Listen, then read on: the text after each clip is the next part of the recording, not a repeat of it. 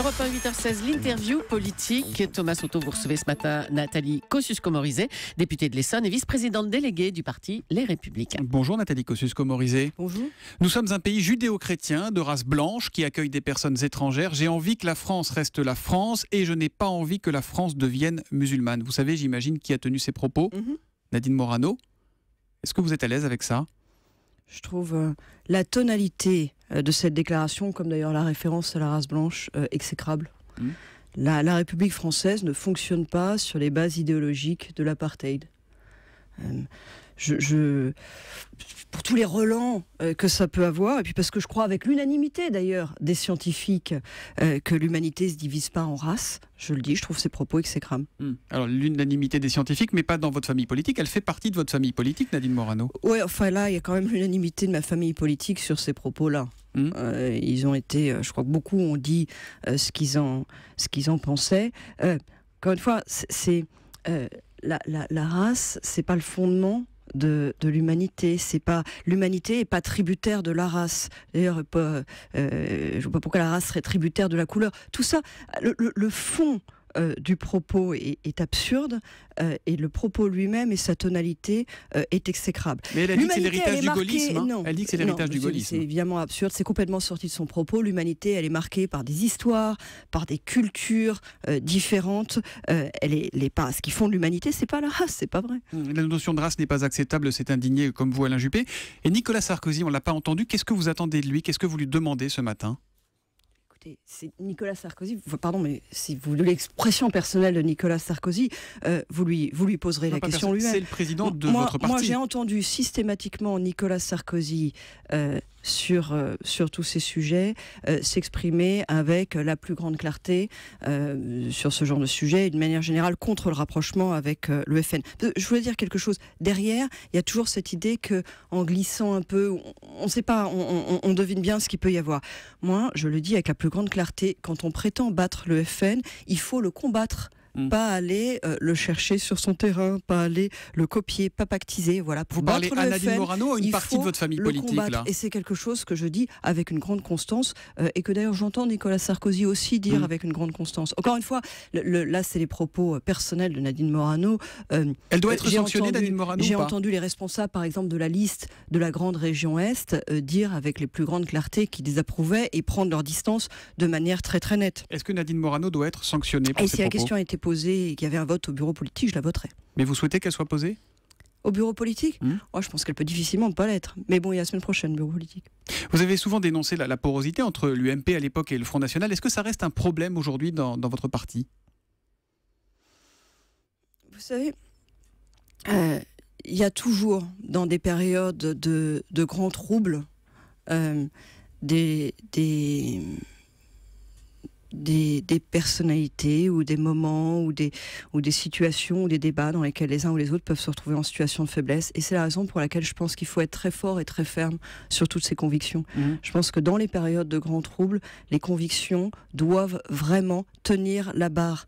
C'est pour ça que je le disais, je le redis avec force, la République française ne fonctionne pas sur les bases idéologiques de l'apartheid. C'est des choses, c'est juste, ça se discute même pas. Voilà. Sur un point très concret, Nathalie Kosciusko-Morizet, est-ce que vous êtes toujours pour le Front républicain, c'est-à-dire voter socialiste s'il le faut au second tour pour faire barrage au Front national? Mais moi, j'ai pas changé d'avis sur ce sujet. C'est un débat qui existe depuis de nombreuses années. J'avais voulu, au moment où il s'est posé lors des précédentes élections départementales, pas celle de mars, mais celle d'avant, j'avais trouvé qu'il n'avait pas été purgé dans ma famille politique, et j'avais même écrit un livre pour coucher sur le papier ce que j'en pensais. Je ne renvoie pas dos à dos le PS et le Front National. Pour moi, il y a des ennemis en quelque sorte qui défigureraient la France et puis il y a des adversaires politiques. J'ai aucune complaisance pour le Parti socialiste qui je trouve fait du mal à la France, mais je ne les renvoie pas dos à dos. J'ai pas changé d'avis sur ce sujet. Il y a eu dimanche un grand meeting d'unité affiché chez les Républicains. C'était à Paris. Vous avez brillé par votre absence lors de ce meeting de Valérie Pécresse. Pourquoi vous avez piscine vous le dimanche matin? Je vais vous dire. Quand on va à un meeting de ce type-là, un meeting électoral, c'est pas pour se montrer soi-même, c'est pour soutenir le candidat. Mais alors vous la soutenez pas ? Et là, c'est vrai, bien sûr, que je la soutiens. Et là, je finis, bien sûr que je la soutiens, je finis. Et là, c'est vrai que j'ai trouvé que ça ressemblait un peu au casting de la primaire. Et comme ce jour-là, j'avais des obligations familiales, je me suis pas sentie tenue d'y aller. Voilà, je l'ai toujours dit, je suis cohérente avec moi-même. La primaire, c'est pour 2016. Et là, ça ressemblait par trop il y a quelque chose qui s'appelle pas la primaire, qui s'appelle l'unité. Concernant les élections régionales, moi, je suis sur le terrain plusieurs fois par semaine pour me battre pour nos candidats et en particulier pour Valérie en Ile-de-France. Vous voyez, la veille même, j'étais en train de distribuer des tracts sur le marché de Garquinet pour les élections régionales. Donc je suis totalement investie dans les élections régionales. Je leur dis d'ailleurs à nos électeurs, aux Français, je leur dis deux choses. Regardez le bilan des régions socialistes, c'est le bilan de Hollande. Il est à la fois mauvais, il est sans perspective, sans vision. Et puis regardez nos candidats, et je pense que Valérie, en Ile-de-France, est une très bonne candidate. Donc moi, je suis complètement déterminée, mais j'ai pas le sentiment que ça passait forcément par ce meeting-là.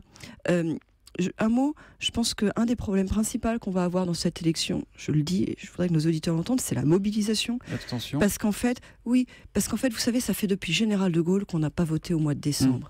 Et en mettant les élections au mois de décembre, les socialistes, le gouvernement, le pouvoir, a délibérément cherché l'abstention. Et moi, j'appelle les électeurs à déjouer en fait cette préférence pour l'abstention qui est quand même une faillite démocratique. Est-ce que Nathalie Kosciusko-Morizet, vous avez entendu parler d'un remaniement chez les Républicains après ces régionales et d'une équipe resserrée, un nouveau porte-parole là, et une équipe dans laquelle vous ne figureriez plus? Je n'ai pas particulièrement entendu parler récemment, je sais que c'est un buzz de France Info ce matin. Et écoutez, moi je fais mon travail aux Républicains dans les conditions qui ont toujours été prévues. Mais aujourd'hui, est-ce que vous sentez à votre place ou est-ce que vous cherchez la date de votre sortie? Qui sont celles de la loyauté à ma famille politique parce que c'est mon tempérament, et qui sont celles de la liberté totale de parole parce que c'était ma condition, parce que je pense que c'est comme ça qu'on a de la valeur ajoutée dans une organisation, et parce que c'est ma façon à moi d'aller vers les Français. Alors, je vois dans la presse que la liberté de parole poserait un problème. J'ose pas le croire quand je vois tous ces messieurs qui, dans le cadre de la primaire, font tous les jours la démonstration de leurs différences, mettent en avant leurs différences. J'imagine pas que ce qui est une vertu pour eux pourrait être un problème pour moi. Est-ce que vous dérangez chez les Républicains aujourd'hui? Non, j'exprime sur certains sujets une sensibilité qui peut être parfois différente, mais dans laquelle je ne suis pas seule à me retrouver non plus. Vous souhaitez y rester? Est-ce que vous accepteriez d'être sorti de l'organigramme? Une famille politique, une famille politique, c'est de la diversité. Moi, je me suis occupée de la réforme des statuts de mon parti. Quand on est passé du MP aux Républicains, j'y ai introduit principalement deux choses. D'abord, la parité. Parité au bureau politique et à la commission d'investiture, parce que quand même, c'est la moindre des choses. Et Dieu sait qu'on en était loin. Et puis, le vote des militants sur les questions de fond et sur les questions de personnes. Aujourd'hui, il est question de sortir du jeu. Est-ce que on met en avant le vote des militants, je trouve que la liberté de parole et la liberté d'expression des dirigeants dans le cadre des choses raisonnables, la liberté de sensibilité, d'expression de sensibilité divergente, elle a du sens. Et je parle pas des choses absurdes qu'on évoquait tout à l'heure. Est-ce que vous accepteriez d'être sorti de l'organigramme ou est-ce que ça serait un casus belli pour vous?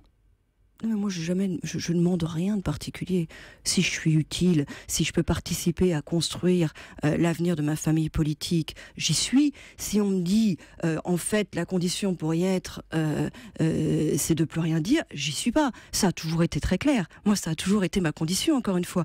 La liberté de parole a toujours fait partie, clairement, de mes conditions, parce que c'est ma façon à moi d'aller vers les Français. Mais encore une fois, je vous le redis, on voit tous ces messieurs nous multiplier, nous expliquer à longueur de journée leurs différences dans le cadre de la préparation à la primaire. Tous les candidats potentiels, Alain Juppé, Nicolas potentiels Sarkozy, ou déclarés. Bruno Le Maire, Et donc Xavier je Bertrand, n'imagine pas que ce qui est normal, François Fillon, que ce qui est revendiqué par eux puisse être considéré comme un problème pour moi. Ou alors il faut qu'on m'explique pourquoi. Dernière question, si la primaire à droite avait lieu dimanche, seriez-vous candidate?